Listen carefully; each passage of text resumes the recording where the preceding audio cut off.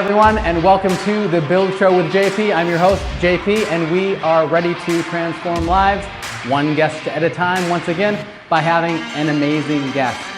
Is Steve Brossman. Steve is a former national professional track champion. He is the creator of several multinational businesses. He's a best-selling author. He has talked to over 50,000 people in 15 countries, and he has the unique distinction of selling 4 million plastic bums into 26 countries. I don't know what that means, but we're going to talk about what that means. So, Steve, welcome to the Build Show. What the heck does that mean? 4 million plastic bums into 26 countries. What a fantastic intro, and how, I'm just wondering, how am I going to fit that on my epitaph? Exactly, that's right, that's right. Or on a business card, it's really hard, right? Yeah, it is very hard. Look, I'm a passionate environmentalist, and it was when smokers were getting kicked out of the buildings and there were cigarette butts everywhere. And I said to my mate, we're sitting on Balmoral Beach, and it's like, we've got to do something about them. And then one night I woke up and I thought, everybody should carry a personal ashtray. And I said, hey, I've invented a personal ashtray, everybody should have one. He said, they've been around for years. And I said, why don't people use them? And then a couple of nights later I woke up, but, what if I created a personal ashtray with a bum on it? Right. So we had it drawn up, and I invented it, and it's in the shape of a human bum with a flip top on it. Right. Do you have one with you? No. You're not a smoker, right? No, not a smoker. And it took off, and it's one of the great business stories on how we actually did sell 4 million personal ashtrays in the shape of a bum around the world. In 26 countries? In 26 countries. That's amazing. Yeah, it became an absolute phenomenon. Yeah, great. Well, what are you excited about now in your life as you sit here today? But I'm excited about being here, sharing the message, but I'm excited about just every day. And I had a friend once who came to me and I said, have a look what I'm working on now. And I'm always looking at the next thing. I'm always looking at how to inspire and empower and lead from the front. And he said, you're always working on something. Yep. And I said, yes, I get up passionate every day. And I turned to him, I said, what could be your dream job? And I thought, cake tester, a pie tester, or oiling down strippers or something like that. Come up with something creative, you had a carte blanche. And he said, I don't have one. Right, well there you go. How amazing is that? But that's the big thing that I'm passionate about, is helping people uncover what they're passionate about and then be able to give them a voice to create it out there. Right. I love this new set. The problem with this set is that there's planes that fly over sometimes, so I hope listeners please bear with us if that happens. It's not an earthquake happening in your area, it's literally just a plane that's flying overhead, so I appreciate your patience with that too. One of the things I didn't mention either that I know about you is that you had your own television show that you were a host on in Channel 9 here in Australia, right? So that was amazing. How long did that go for? I started off in TV way back when I was a professional runner. I was often on TV being interviewed. Right. And then when I opened up my own health club in the Hunter Valley, I thought, and we had a kids program, a kids aerobic program, and they had what was called Big Dog and Friends. Right. And I thought, if all they could do was have an activity segment on that, we'd get more kids up and about and doing that. Sure. So I sent the proposal on the Friday afternoon. I thought, I'll get a reply in a couple of weeks. Tuesday, be down tomorrow for a meeting. And I thought, I guess they liked it. Right. And we got a 4-week trial that lasted 2 years. Right. So I love that. That was the start of it. And then I thought, there's something better. What if we created a show that was almost like a cross between Getaway, Burke's Backyard, and Aerobics Oz style? It was getting kids up and out of the couch and watching and going outside and doing things. Real impact to their lives. I love that. Yeah. So we had our run for a couple of series, and then they were playing the repeat. So we were on and off for a couple of years there, and it was very powerful to be able to get kids up and doing things. Right.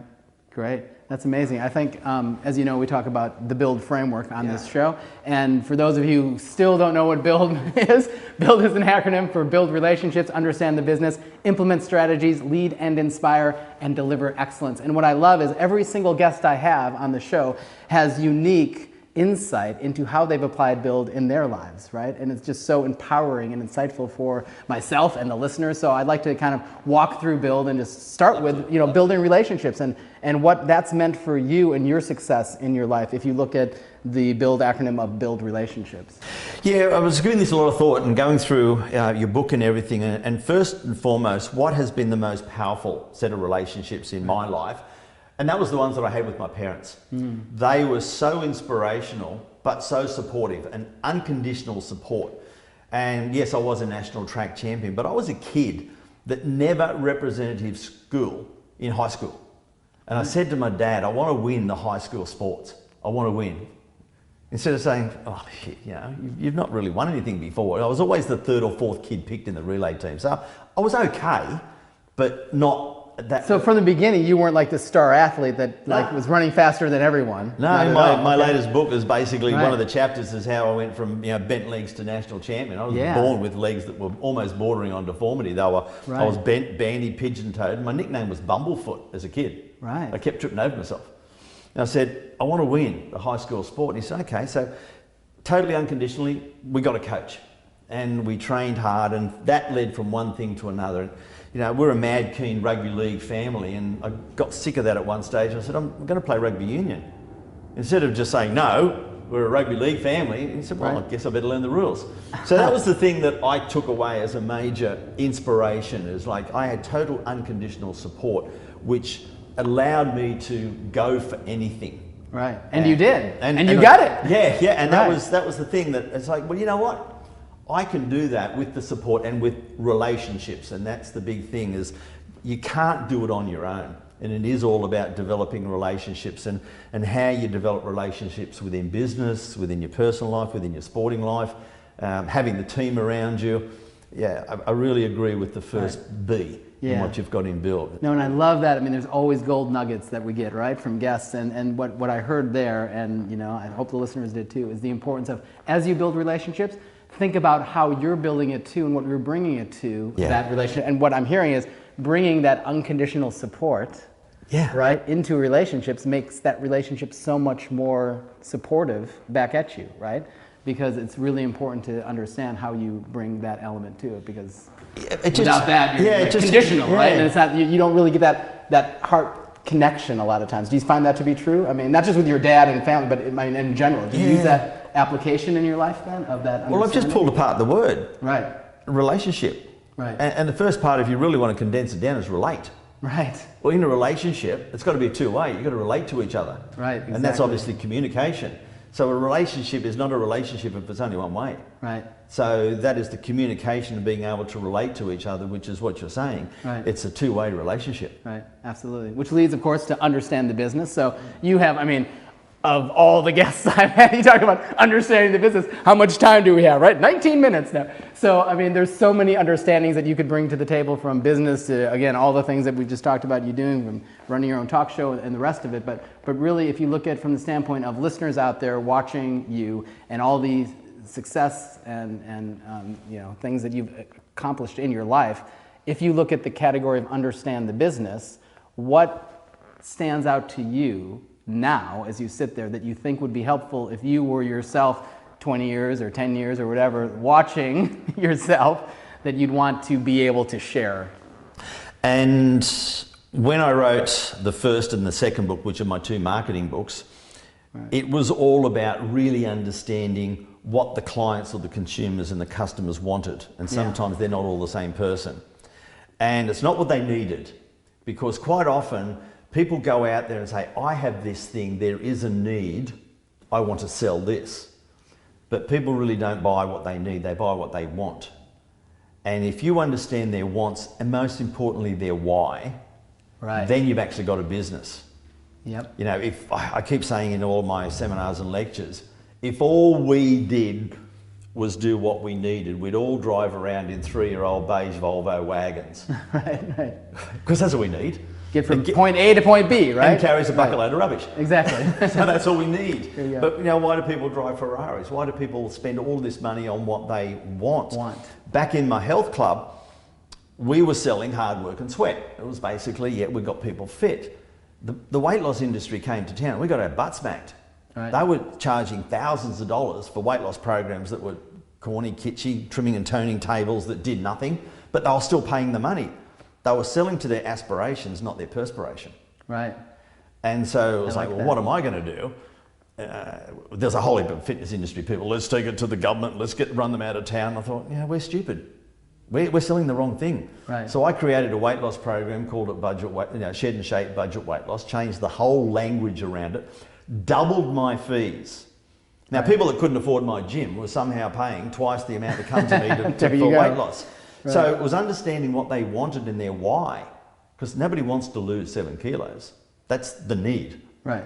Their wants and their why is like, well, I want to look good in these jeans. And why? Because I want to feel sexy for my husband again, or I want to get the guy at work, or I want to get the girl here. That's the wants and their why. The same as when we actually put the personal ashtrays out there, we weren't selling them to the smokers. Right. They really didn't give a damn. It was the councils and the environmental groups and the corporates that had to get rid of the litter problem. So we actually put together campaigns.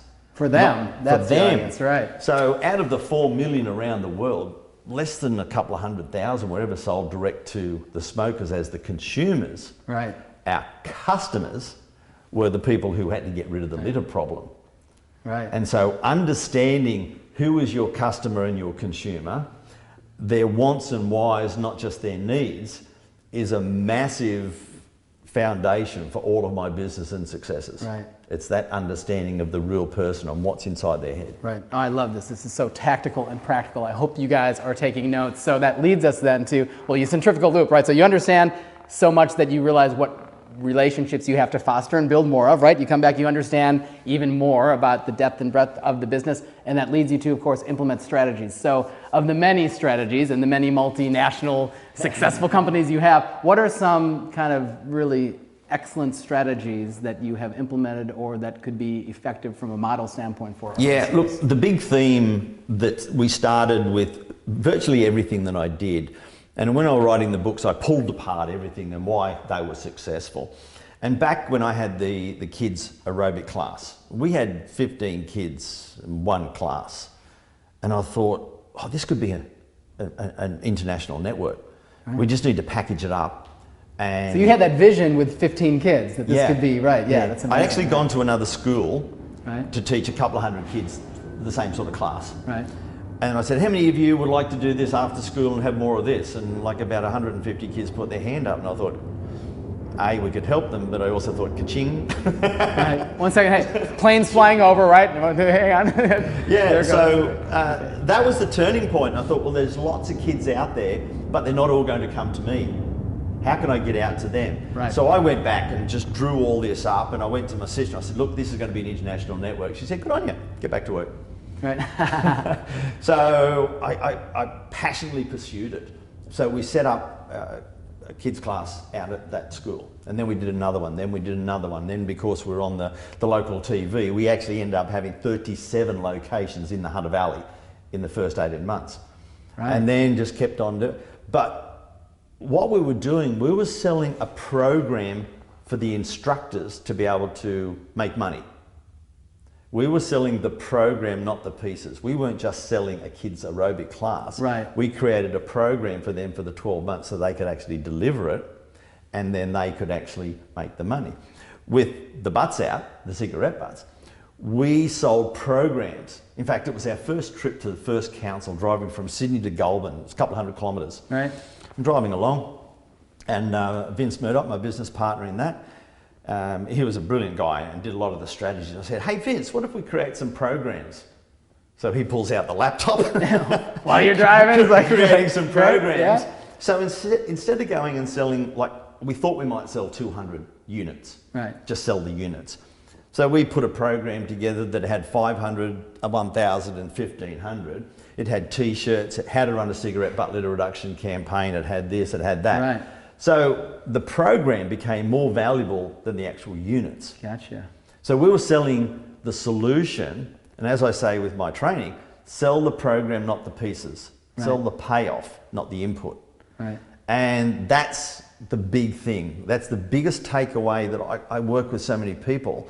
And you've got digital marketers, they'll sell a box of SEOs and PPCs and all these different things that go over everybody's head. Mm-hmm. But I don't want that. I want traffic, right? And I want leads, and I want clients. The output from that. Yeah, exactly. I will pay you a bucket load of money for you to give me clients. All this other stuff you have to do, go away and do it. So that's the biggest strategy that I could tell anybody to implement, what is it that you're really selling? What are the biggest outcomes that you have provided your biggest and best 3 clients in the last couple of months? Right. Sell that. Exactly. Not what it takes you to do it. Exactly. And that comes from literally understanding the business, which we talked about, right? Because you understand that, you implement the strategies, and then, lo and behold, we're at L, lead and inspire. So what does that mean to you, and how do you continue to lead and inspire in your life? To me, it's always from the front. Just get in and do it and inspire people from who you are and what you've done. I don't think inspiration can come from a book. I don't think it can come from theory. It's people out there that I've seen that do things that are inspiring, that you can take things from. For me to go out and do, look, we've had some ups and downs in our business and life, but it's always about getting back on the horse and then leading from the front and inspiring from the heart. That's the biggest thing that it means to me, is to get out there and live at being the inspiration. Right. And do you see that connection between the professional and personal life? And how do you make that connection, like personally?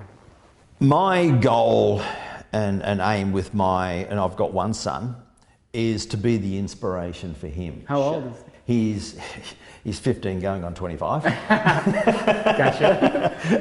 I can relate. As you would expect. Right. And to be the inspiration for him, because get out there and done it, empower him to have a go, and it's okay. It doesn't have to always be unconditional support. Unconditional support, and just give the support when he needs it, and not to be domineering, and not to, because where we are, that a lot of kids are forced into certain private schools, and they're forced into certain careers or activities, and activities and things like that. I've allowed and guided him to do what he wants.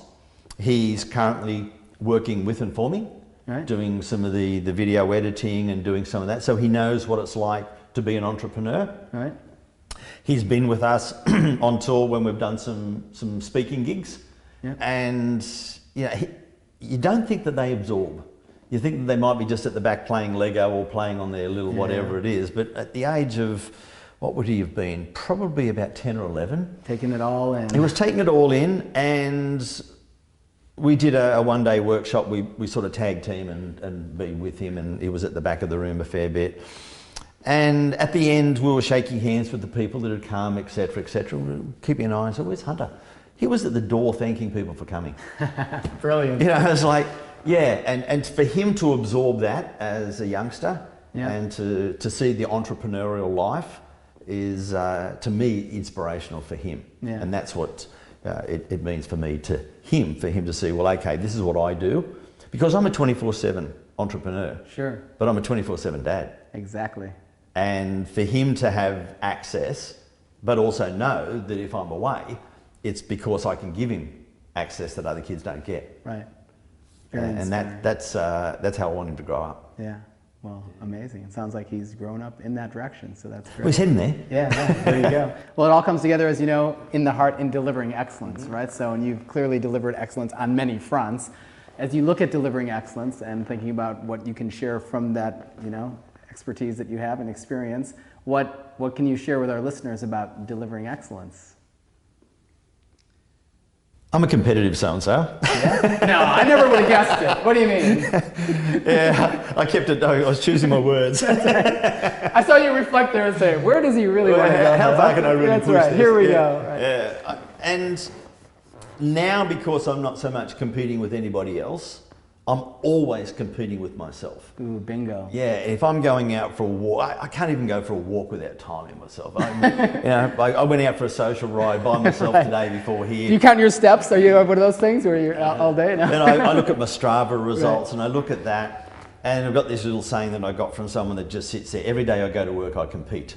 Right. But I don't have any competition. Yep. I come from a place of abundance, but I compete with myself. Right. And coming second, which I did in many races, sucks. Yep. So for me not to deliver my best sucks. Right. So I'm always out there striving to be better at me, always out there striving to deliver better. whenever I start the year, a lot of people set New Year's resolutions, and I'm constantly evolving and looking and reviewing what I'm doing. So I don't believe in New Year's resolutions. Like New Day resolutions. Yeah. And I look at it, it's like, well, if I'm going to achieve something, and if I want to have a crack at something, who do I have to become first? To get that thing, right. To do that. Right. And that's where I always start, is who do I have to become? Who do I have to go and get mentored by? What extra do I have to learn? What extra do I have to do? So for me, it's all about me first. It sounds selfish, but it's like, who can I become the best so I can serve the best? Right. Instead of saying, what is my business going to look like? So delivering excellence starts with me being my personal best so I can deliver the best for my people. And I've got a vision, and I've had this as a mission statement for the last significant number of years, is to be able to help my people and others exceed their own personal and professional expectations through innovative strategies, inspiration, and support. That's my written mission statement, and that's why I wrote my last book, Exceed. And I do everything every day to try and fulfill that. Right. Amazing. And it's so important to have that mission statement. Not that it just is in a drawer somewhere, but that you can recite. So that's delivering excellence, and it's very inspiring. And it's interesting because you're talking about very specifically how you built relationships to understand the business more, so you implemented the right strategy so you could lead and inspire and then deliver excellence. So, I mean, the interesting thing is, as you know, with a lot of these frameworks, whether people read the book before or afterwards, it's like the successful people in the world have done these things, right? Because it's just intuitive for some people, but it's so important to kind of have a proactive approach sometimes to doing that. What are some kind of final words of wisdom that you would have to our listeners out there that you would like to share as you sit here today? I guess I see so many people with untapped potential. Right. And a lot of times it's because they're stuck in their own little box. And I talk about the brown box syndrome, people that are good at what they do, but they're titled by their occupational category. And my first book was called Stand Up, Stand Out, or Stand Aside. And I'm going to be blunt here. I really wanted to call it Be Different or Bugger Off. I was that passionate about it. That's the subtitle. That's the subtitle. My wife, the Amazon guru, said, no, you can't do that. That's right. But that's really what people should do, is they have something inside them that is different. They have something inside that if they got out and became more of who they stepped could be, into it. if they stepped right into it, they could impact the lives of many people. So that's the first thing, is like, get out there, stand up and stand out, and really deliver some great service to the people out there, because it's not all about you. If you could help one person, two person, by you actually letting more people know who you are and what you do, then that's going to impact a lot more lives. And that is the biggest thing. The last thing is back to everything that was underlying through here, is really understand your people. Yep. Find out what it is that they want and why they want it, and then deliver the outcomes, not what it is that you do. Get over that. Right. We don't get excited by all the technical stuff that you do. We don't care whether it takes you 5 days, 5 minutes, or 5 hours. Right. But what's it going to do for me? And if you can deliver the change that is going to impact in their life or their business, and they can get that, then you've got a fantastic business. And they're the two major things. If they can take away out of this, then it'll be a fantastic interview that we've done. Right, yeah, no, and it has been, because I know that you're impacting people in a positive way just by being here. So thank you for doing that. And you mentioned some books, you mentioned seminars. I mean, what is it that you do that you want people to know that you do, and how can they get a hold of you if they want to have you do what you do for them? Well, I make things very easy, because that's easy for me to remember. My website is stevebrossman.com. Pretty simple. And I'm a person that actually replies to people, not a bot or anything. So if they actually do want to email me, right. It's even easier, steve@stevebrossman.com. There you go. And I'll personally answer any of that. And my last book is exceedthebook.com. If they want to go there, it's the 6 steps on how they can break through and exceed their own personal professional expectations. And there's workbook and video there as well. So I want them to get the book and actually work through that and be able to application apply a book, not just read it. Yep. Get the workbook with it, and then implement it. I've had some wonderful feedback on that, and it's so gratifying. So that's a thing that they can actually go and do. Great. Well, congratulations on that. And thank you so much for being on the show with us today. It's been a privilege and honor to have you here. And thank you all for joining us today. And we'll see you next time on The Build Show.